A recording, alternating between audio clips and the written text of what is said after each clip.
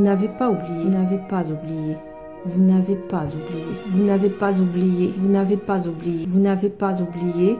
En déstructurant l'espace agricole, la France a appauvri les autochtones d'Algérie. Ils sont alors contraints à émigrer en métropole. En 1939, comme en 1914, l'État recrute des travailleurs coloniaux nécessaires à l'effort de guerre en France. Après la Seconde Guerre mondiale, le gouvernement fait à nouveau appel à ces colonies, d'une part pour rebâtir un pays ravagé par les combats, d'autre part pour lui permettre, durant les 30 Glorieuses, de se développer. Les pouvoirs publics recrutent la main-d'œuvre directement dans les villages, laissant seuls femmes, enfants, vieillards. 2 octobre 1935, ministère du Travail. Je sous-signe Monsieur Faure, inspecteur départemental du travail, à Monsieur l'inspecteur divisionnaire. La région ne pourra que très difficilement recruter de la main-d'œuvre française, en particulier pour ce qui concerne les travaux chimiques. Dans ces conditions, il y aurait lieu, à mon avis, d'augmenter la main-d'œuvre étrangère dans cet établissement un peu spécial de l'industrie textile.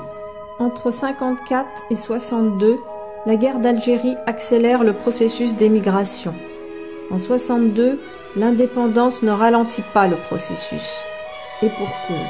La guerre a complètement désorganisé un pays déjà déstructuré par la colonisation. Les étrangers sont des gens qui ont beaucoup de qualités. Et ils ont une qualité fondamentale, pour moi employeur, qui a toute ma sympathie, c'est que s'ils viennent chez nous, c'est pour travailler. Et à la base, ce sont des gens très courageux. Je veux quitter la terre, je veux découvrir d'autres sphères, partir dans l'infini où brillent les fleurs de la nuit. Je veux aller sur la lune, goûter les pommes de lune. Je veux aller sur Neptune pour y faire une fortune. Je veux aller sur Pluton pour y chanter mes chansons. Je veux aller sur la lune, goûter les pommes de lune.